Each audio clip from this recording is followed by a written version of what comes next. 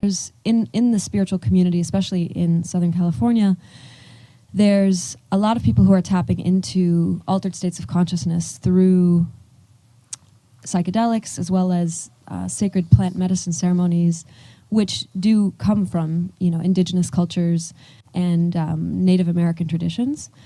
And many people, including myself, have had very powerful experiences that have transformed how we navigate reality. And I was curious if you could speak into whether you feel that using a tool such as a plant medicine is useful,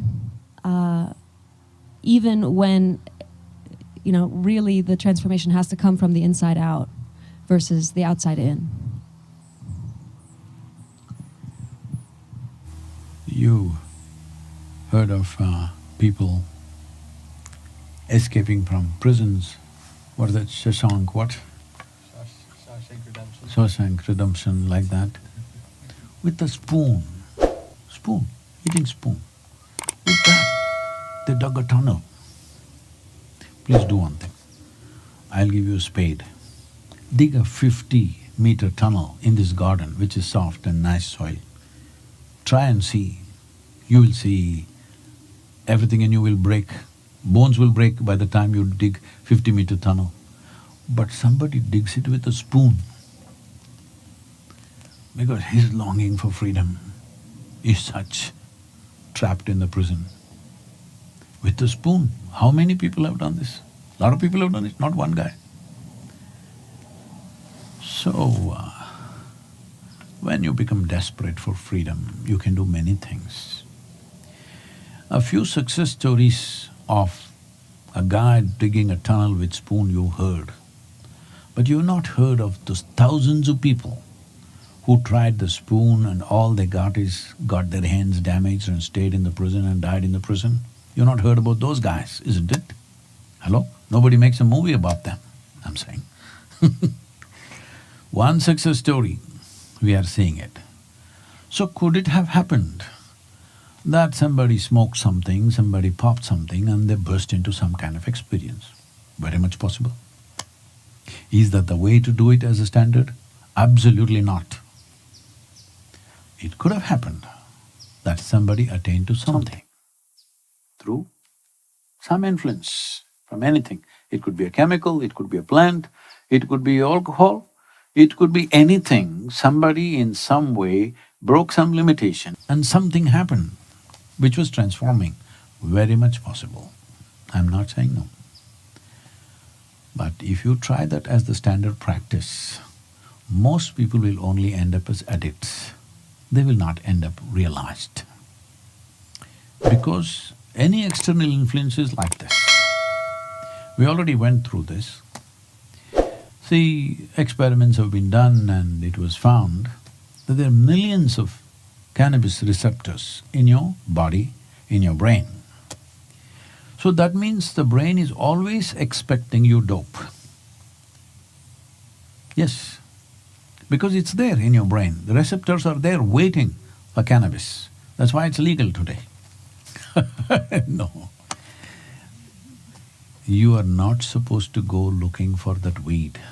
You're supposed to generate endocannabinoids. Today, we have had these things researched. A group of professors from Rutgers, Indiana University, Harvard University and Florida came together, experimenting and investigating and researching this simple practice that we teach as inner engineering. 90 days if you practice, your endocannabinoids are up by 70%. You're always stoned. That's why I'm not showing my eyes to you, because I'm always stoned. Never touched a substance, but always stoned. So people ask, doing all this variety of work, you don't know all the nonsense I do. Too many things, too much management every day. Over 11 million part-time volunteers to get work done from volunteers, you know. One thing is they're not trained for the job. Another thing is you can't fire them for inefficiency, they're volunteers. They're super enthusiastic, but they don't know a damn thing. With these people, many complex projects doing means endless management, 24-hour management. People ask Sadhguru, how do you manage? From one to another, you just sitting like this, won't you lose your mind one day? They look at my eyes, do I look like I'm going to lose my mind? I already threw it away a long time ago because I'm always stoned. These people who are doing a simple practice, if their endocannabinoids are up by 70% in 3 months, mine is up 1,000-fold. She's always stoned too. Yeah, that's what I'm saying, but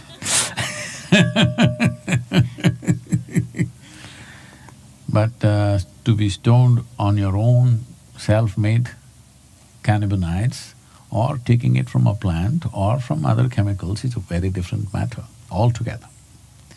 Because unless your experience of life is pleasant, you will not dare to climb the peaks of your consciousness. It's very important that always you're blissful. Then only you have enough madness to go to the peak. Otherwise, you're too careful. If you're on cannabinoids which come and go, you can't be on it all the time.